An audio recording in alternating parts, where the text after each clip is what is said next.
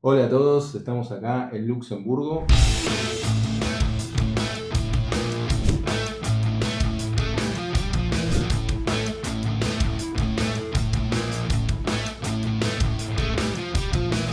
Precisamente en Lizard. Justamente lo que hoy vamos a hablar es acerca del transporte, haciendo eje en la noticia del transporte gratuito acá en Luxemburgo. Así que por eso me acompañan Philip Gerber y Veronique Van Acker. Yes. Sí, ok. Y bueno, ahora les haremos algunas preguntas e iremos intercambiando alguna información. Bueno, ¿cómo fue recibida la idea del transporte público gratuito en Luxemburgo? En términos simples, aceptación social y cambios en la vida diaria. So yeah, how was it received? So it was implemented the 1st of March 2020, and that was a big event. Was really a political decision that was made, and they really made it into a big event with concerts, with events going on and all over the country to launch it. How was the public taking this? I think, I don't know. We didn't really do research on this, but my feeling was that some people said, okay, not a problem, it's nice to have. And other people were like, hey, but I'm not using public transport, but I'm paying taxes, so now you are using my tax money to do something with something that I will never benefit from. So you saw a bit these mixed feelings, but I would not say it was like a really big debate. There was no real debate, by the way. And on top of that, 2 weeks later, there was COVID and the country went into lockdown. So mid-March 2020, I think, despite the big start of free public transport, beginning of March, 2 weeks later, we had the pandemic, and then everybody was worried about the pandemic and probably forgotten about the free public transport. So this was, unfortunately, a bad timing, maybe. And as I said, in the wider public, I don't know if there was really a big debate. You saw some comments on Facebook groups or on some articles, sometimes a reaction, but not like big groups in society that were protesting or advocating for it. That was not the case. Yeah, no, nothing else to add. I mean, there was this lockdown, so afterwards it has broken this kind of, if there was a dynamic, I don't know. But yes, I think that there was no real debate on that. Okay, perfect. ¿Cómo se financia hoy la gratuidad? ¿Se creó una partida específica? ¿Se reasignaron fondos? ¿O se aumentó algún impuesto? So it's funded by the taxes. There was no increase in taxes because of public transport, so that's not the case. It's also not a reallocation of budgets. You should know that public transport, before it was completely free in Luxembourg, it was already highly subsidized. So before it was free, if you had to pay for it, it was €2 for a 2-hour ticket, and you could use the same ticket on the buses, on the trains, which are run by different companies. You could take it to go from north to south, wherever you want to go within the country. So €2 for a 2-hour ticket, €4 for a day ticket. So it was already very, very cheap because it was so heavily subsidized already by taxes. And at a certain point, they said, well, we make out of the tickets €40 million per year. And this is really peanuts if you compare it to the total operational budget that we need to run public transport in Luxembourg. It was about 8% or so of what we need to make the operations run. So it's really minimal. And that was another argument to say, well, it's peanuts, so why not make it completely free? So if you want to learn from that situation here in Luxembourg, you should know that it was already very cheap, very heavily subsidized. There was already an integrated ticket. People could use the same ticket on the bus, but also the train and the tram in Luxembourg City. So there were already ways to divide the money among the different companies that are running the public transport. So that's really important about the situation here in Luxembourg. Yeah, just to add one point about the subsidies. For the people, for the commuters, for instance, you have some season tickets, of course. So that means it was if I remember well, it was €150 per year to travel all around Luxembourg for all the country. So this is also peanuts. I mean, that makes more or less 15 euros per month to have what you want, whether it is in Luxembourg City, taking the tram, the train, the bus. So and it was about 7 to 8% what you pay for, which is it's really low compared to the other countries where the tickets bring about. It depends on the cities and the countries, but it's more or less a third or a half of the infrastructure. So, and that's also what we see in cities, in cases where the how do they call this, the fare revenue box is much higher. Then it becomes difficult to make it completely free from one day to the other. If you make a lot of money out of your tickets and then saying we are going to get rid of these tickets, but you need that money to run your operations, then it becomes a difficult discussion. And maybe what we can add is that it is free for everybody. Yeah. That means it's not only about the residents; it's also for you. And without any, let's say, penalty in the sense that you need to register somewhere, or you just come here and your hands in the pocket. Country in the world. This is unique. There are other cases in the world, like Malta, another small place, maybe an island. Their public transport is also free, but it's I think only for the residents, not for the visitors. The Canarian Islands, same. Tallinn, that's a city. Residents only. Sometimes you need to register. Canarian Islands, it is free for residents of the islands, but on top of that, you have to be already a regular user before. So you see, there are multiple cases in the world, where it not is only free, in Europe, but also in the States, especially since the pandemic. Brazil is apparently also a country where many cities are now experimenting with it, but under which, scheme for who, on which lines, on which type of public transport system, there are a lot of variations in that. I heard also that in Geneva they are also willing to put for free.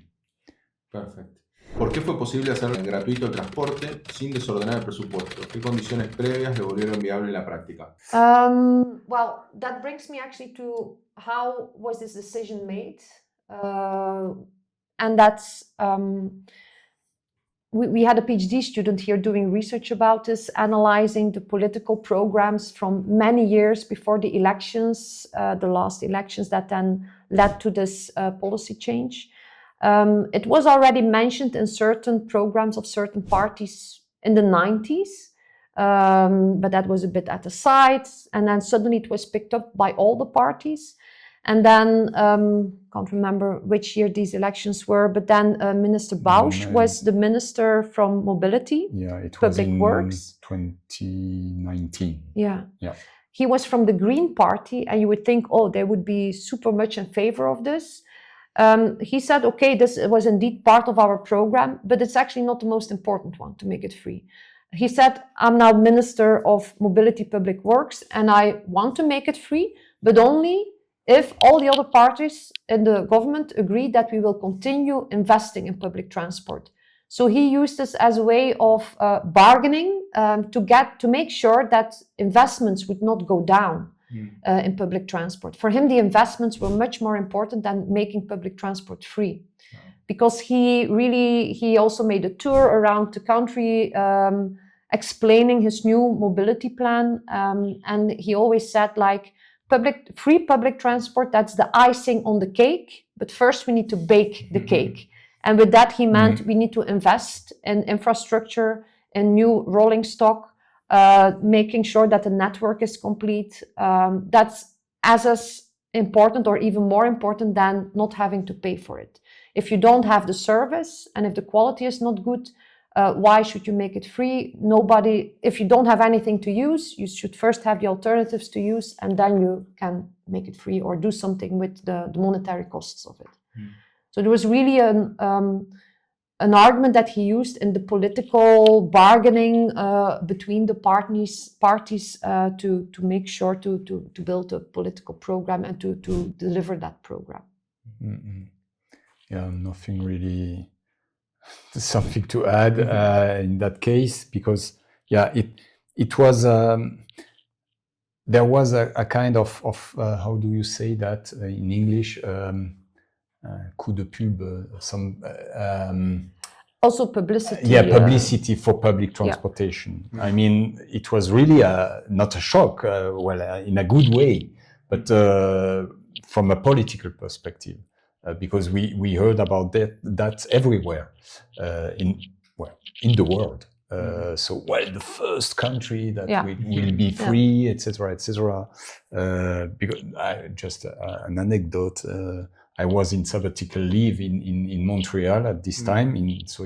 So that's why I remember the date about the 2019, and they heard about that, and they begin to say, but that's not possible. How can you make that for free in a country? Well, I say, come on, it's a very small country, especially compared to Canada.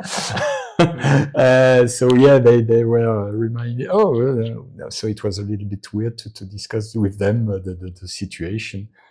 So, but it has worked because there was a buzz, in fact, about that. It was picked up by many news channels all over the world. And indeed.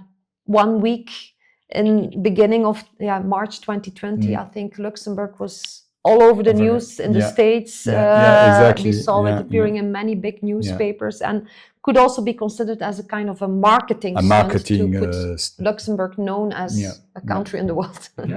And it worked.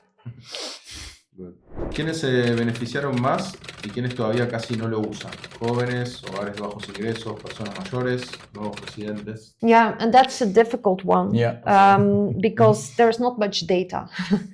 When you use public transport now in Luxembourg, you don't need a ticket. You don't need to scan something when you get on a bus or a train. So we don't know who is using it, who is behind the face of all these passengers. There are some annual reports from the train company, from the bus companies, and there they report something in terms of number of passengers and delays and that type of stuff, but not really who is using it. So we try to do our own surveys. We did one in February 2020, just before it was announced to be free. The idea was to repeat the same survey then 6 months later, but then September 2020, we were coming out of the lockdown, getting into a new one. So we were still, people's travel behavior was still highly influenced by the pandemic and what we were allowed to do and what we couldn't do. So we waited to repeat that survey until 2023, fall of 2023. By then, the situation was a bit back to normal. People were adjusting to new routines, such as working from home. So now we have these two data sets, and we did some first analysis, but there's still much more work to do. We often get this question of, has it made a big change in people's travel behavior? Is now everybody using public transport instead of cars to go to work or other activities? And our first analysis, they show, some people might have changed their travel patterns a little bit, but it's not like a big shock and it's not like a big change. And on top of that, it's really difficult to say the changes that we see. Is it really because now you don't need to pay for it, or is it because of other reasons? Because at the same time, there was a reorganization of the bus network, which has an impact on the accessibility of public transport in certain regions. So for some people, it's to the better, for some people, it's to the worse. So maybe that explains, or that might also be an important explanation of why certain people are now using public transport more frequently or less frequently. There are also these new routines like working from home. Who is working from home? Other studies often say it's people working in a certain job. These jobs are often located at central locations, and these people were the previous public transport commuters. So that explains why we still see a decline in public transport. But by now, the numbers of the train company, for example, they are higher than before the pandemic. So they really bounced back. So there are so many other things that have changed in the context that it becomes now really difficult to say changes are because public transport is free. We tried to get some data about this in our second survey, where we really asked people directly, have you now replaced some of your car trips with public transport trips? So that was a really direct question. And many people said yes. Half of our sample said, yes, I've replaced car trips by public transport. And if you look behind who is behind that, it's often the residents, not so much the cross-border workers, and that's probably because of distances. It's older people. It's people who already before 2020, they never used their cars. So those were people that didn't have any other options, that are still using public transport, of course. It's never the one who said, I used my cars on a daily basis before the pandemic. So the car addicts are still addicted to their cars. And it's most of the changes are within this group that was already open to using multiple modes. Not only the car, but also the bus from time to time, or the train from time to time. We think that especially these people who were very, what we call multimodal travelers, are now even more multimodal. But it's not the car addicted user that we now convince with free public transport to make a shift to public transport. Yeah, as the alternative did not change, in the sense that, yes, you still have the same infrastructure, more or less, than before. It's just the cost. And the cost was very low before, as we said. So that means that the shock was not there. And the people said, by the way, that for some other reasons, that, well, it's not about the cost. It's not the problem of the cost. It's the problem of the alternative. Can the public transportation offer you real alternative compared to the car? And before or after, well, it's more or less the same infrastructure, in fact. So that means that. We saw that, for instance, about the commuting patterns. We saw that especially in the central area of Luxembourg, and the suburbs of Luxembourg City, there was a decline of the car usage. But it's not about free public transportation. It is especially because the tram was there between the census in 2011 and the census in 2021. So there was the tram, as Véronique said, there was a redefinition of the system of the buses. And I think that for the accessibility was better afterwards for this area, the central area of Luxembourg, which is, by the way, concentrating more or less a half of the labor force in Luxembourg. So the thing is that I think that the accessibility of the car was decreasing because you have a lot of traffic jam. But it is not because of the impact of free public transportation, I would say.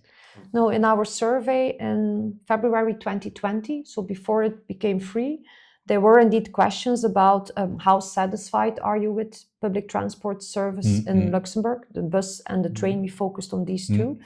And we presented them a long list of different, what we call service attributes, so the characteristics of a bus service, a train service.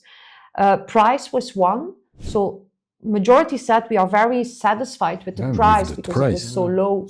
But what they were dissatisfied with, and what became then a reason for not using public transport, is the fact that it's not running on time, the delays, cancellation, how the bus driver was riding the bus, maybe too abrupt, things like that. Safety in the train station, safety on the bus, that was also sometimes an issue. So there were all kinds of other aspects which had nothing to do with price that people said, hey, I'm not that satisfied. And this explains why I don't have the intention to use it in the future, or I will not recommend it to others. So the price was not really the biggest concern of people. Muchos trabajadores entran cada día desde Francia, Bélgica y Alemania. ¿Hasta dónde llega la gratuidad para ellos y qué soluciones funcionan en los viajes transfronterizos? So the free public transport policy, that's really within Luxembourg, so within our borders. But indeed, it's true, half of our workforce almost are cross-border workers, people living in Belgium, France, Germany, that come to Luxembourg to work here on a daily basis almost. The ones using public transport, they still have to pay for that connection, the part that is running in their own country. Yes, I don't know exactly. I pay from France. True. Until Okay, the border, and then once you are in Luxembourg, that part is It's free. free, yeah. I heard there were some debates with the neighboring countries, like, for example, with Belgium. What about people that come from Arlon? Can we do something there? I don't know. There was something with the park and ride there that they then made free to them. There is still some negotiations about that, especially in Germany. I know that some people are benefiting from park and rides, but which are totally near the border, so they fall into the system of Luxembourg. So that means you have some lines that are going in Germany, but very close to the border, and so the cross-border worker is not paying anything. Yeah. So that's good, I would say. It's a good policy, and it's more or less also the same in France for a little part of there is a park and ride, and you can take the train, which is already but in Luxembourg. So they play a little bit with the border in that sense, but otherwise, I think it hasn't had any impact for the cross-border workers. I don't know if you had some statistics about these. No, it's not so easy to find things like that. So it's these last miles Yeah, for it's certain really- people. Difficult to get really detailed information on certain parts of a trip. Vivienda y movilidad van juntas. En palabras simples, vivir más lejos por el costo del alquiler empuja a usar más el auto. ¿Qué han observado? I think you can say a lot about this because you have published quite a lot about this topic. About housing mobility and mobility. Yeah, well, in fact, I would talk more about maybe the cross-border workers in that sense, because they are they are the farthest of the people that are working in Luxembourg. For instance, this morning it was a mess to come here, but it was the same for the residents. The transport was a mess. So the public transport infrastructures have some issues sometimes. Anyway, no, but I mean, when you have, it's always the same. When you have some alternatives, of course, you can go far away from your working place, but still, you need some alternatives, and you need good alternatives. It's not only to have, but it's also about that they are running well, about reliability. So, and in that sense, I hear more and more that the people that are living in France, Germany, or Belgium are not willing to work in Luxembourg because of this issue of the accessibility of of Luxembourg. In fact, so this is it has an impact on the attractivity of Luxembourg. It is a small country. So they try to let's say, the governance is playing a role with the neighboring countries or the neighboring regions. Of course, it's a good governance. I think that the cooperation is quite good, but still the people that are around are struggling with the transportation system. So lots of people are changing now. That means they quit the job to move to their own country of residence. more and more we can see that. I have no real statistics about that, but we should maybe clarify a little bit this point. But yeah, so I don't know if it really let's say answer to your question, but about driving more, I didn't see any difference so far. I know that when we saw the infrastructure, the accessibility of the trains in France was improving, we saw a decrease of using the car. But nowadays, I'm quite skeptical about the results. We will have the results, but next year, because we are working on a travel survey with the residents plus the cross-border workers, but we have not the results so far. But we need to wait a little bit. Maybe your question is also a bit about, maybe some people might think, why don't these cross-border commuters just move to Luxembourg to live closer to their work? I think there we need to emphasize that there is a big difference in housing prices between the prices that you pay here in Luxembourg, Luxembourg City, the rest of the country, and then outside across the border. Housing is much more expensive within Luxembourg. 80% compared with Europe, the media. It's very expensive. It's more or less like Paris or in Switzerland or this kind of.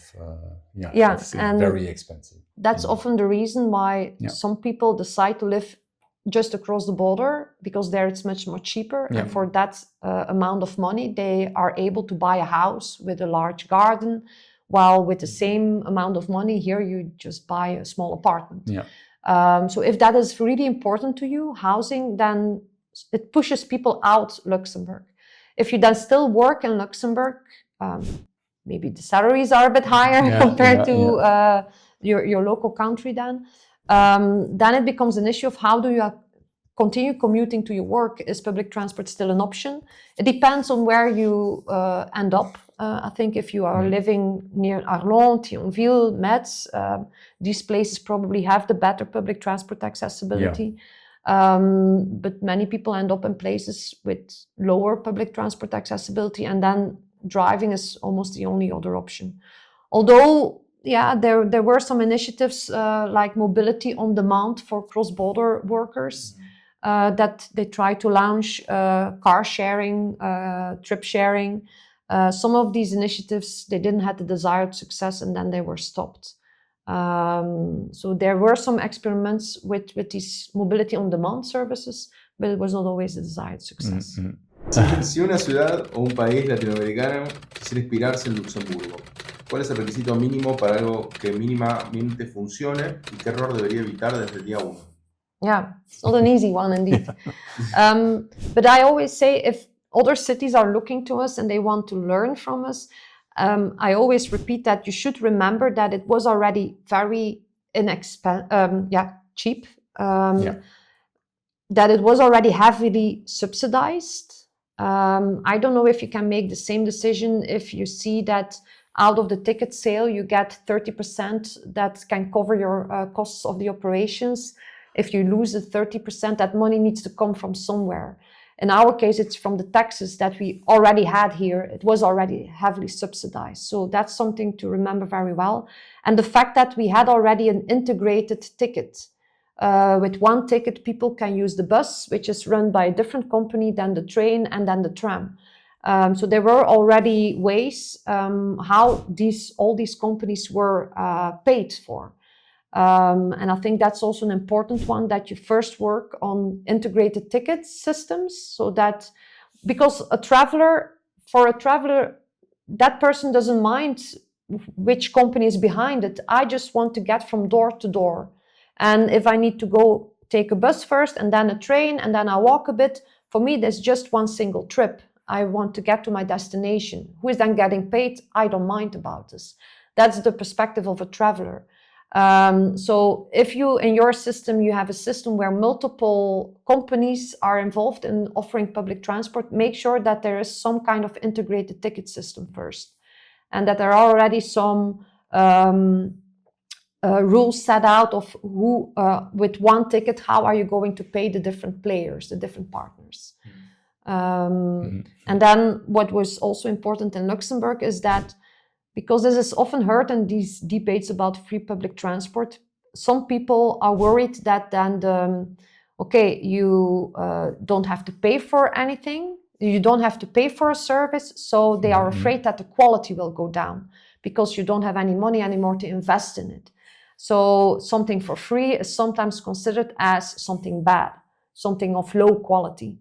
To avoid that, you need to make sure that there is not only free public transport, but really that you continue the investments in your operations, in your infrastructure, that you don't lower that.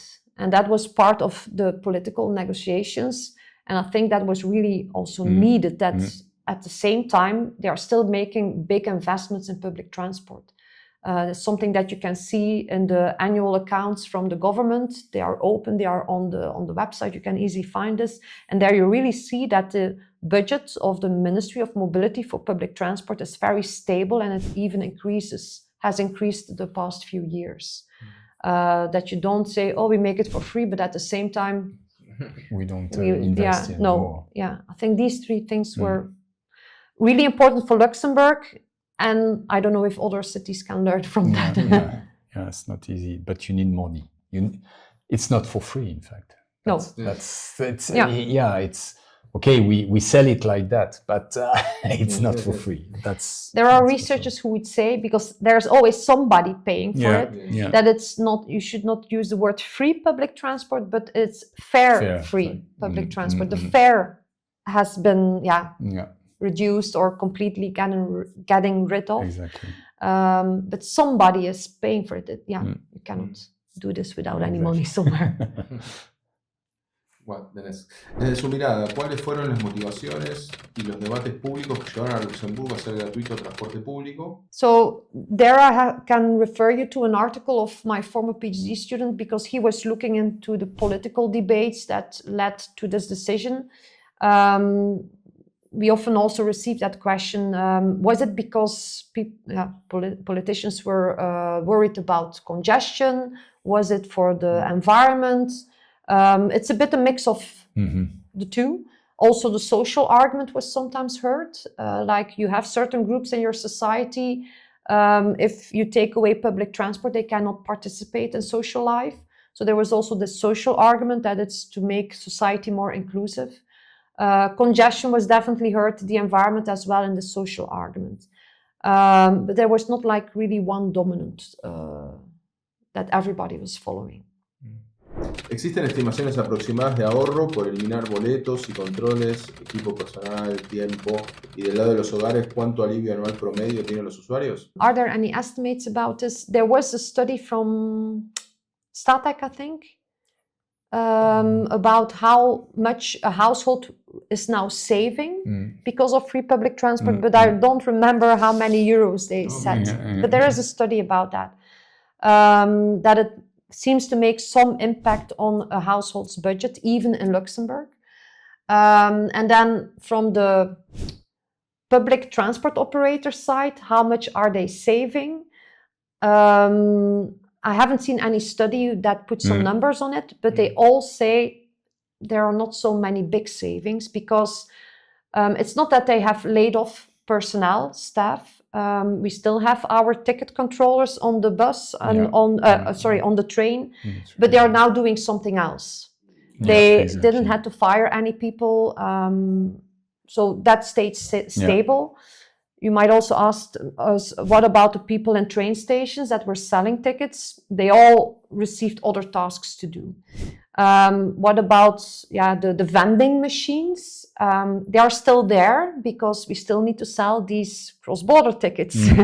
The tickets within Luxembourg, you don't need any ticket anymore, but it's only when you cross the border, or if you want to be in the first class train base.